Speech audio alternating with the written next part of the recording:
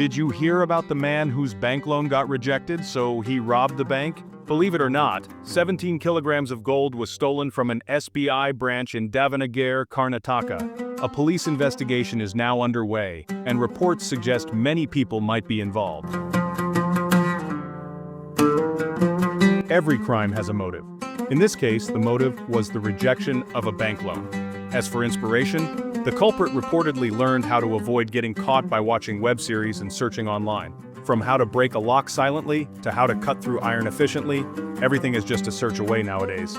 It shows how online content and entertainment can sometimes influence real-world actions.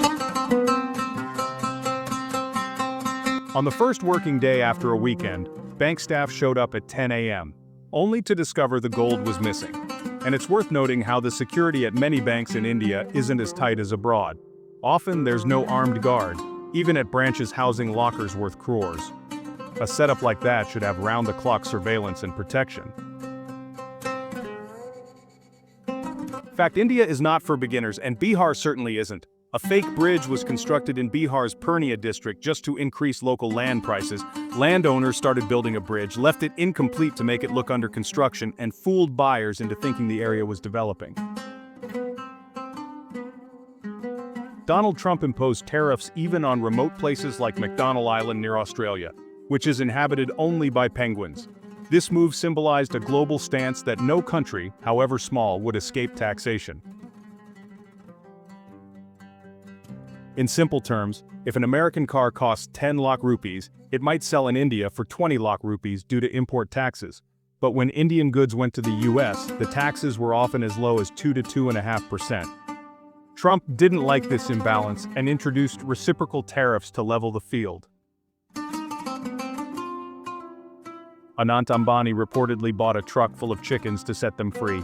Some praised his act as animal kindness. Others pointed out the irony that chicken is still sold on geo platforms. But even if he's involved in business that sells meat, doing a good deed separately shouldn't be dismissed entirely. Something positive is better than nothing at all. Siddharth Yadav, a 28-year-old Indian Air Force officer, lost his life in a fighter jet crash in Jamnagar, Gujarat.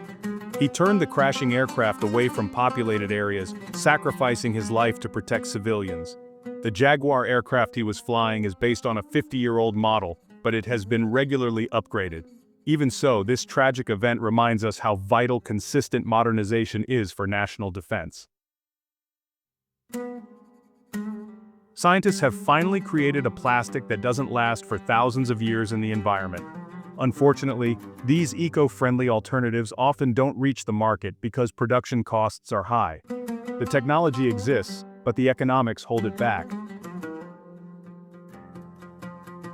A new rule says if you ignore traffic fines for more than 3 months, your driving license can be suspended.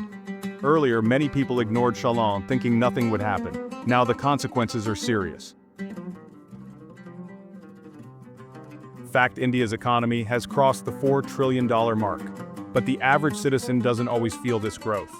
Without billionaires like Ambani and Adani, India's per capita income would drop significantly, close to that of many African nations.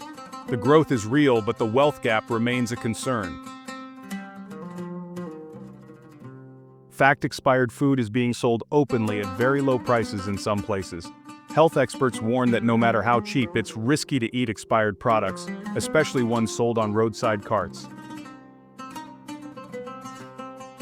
Fact: in Jaipur, the municipal website went viral for its comically worded complaint options. Citizens reporting stray animals saw choices like, "Too many dogs, too many monkeys," or "The dog has gone mad, catch him," all listed very casually on an official site.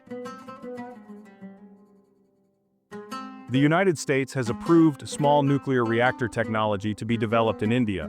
Companies like Tata and L&T, who helped build the Ram Temple, will be involved. This reflects growing trust and technological collaboration between the two nations. A quantum computer has for the first time generated truly random numbers, something traditional computers can't do. Normal random numbers from computers are generated using algorithms which can be predicted, but quantum computers break this limitation, offering randomness that's genuinely unpredictable. A big milestone for science and security. The Reserve Bank of India and the government are aiming for a Goldilocks economy. Not too hot, not too cold, just balanced. It's like Earth's position in the solar system. Not too close to the sun, not too far, perfect for life. Similarly, India's economy is being tuned to reach an ideal state where inflation, growth, and stability are all in balance. Mahatma Gandhi's great-granddaughter, Neelam Parikh, passed away recently at the age of 92. While Gandhiji's face is familiar to all Indians through currency notes, few know about his descendants who still live in India today.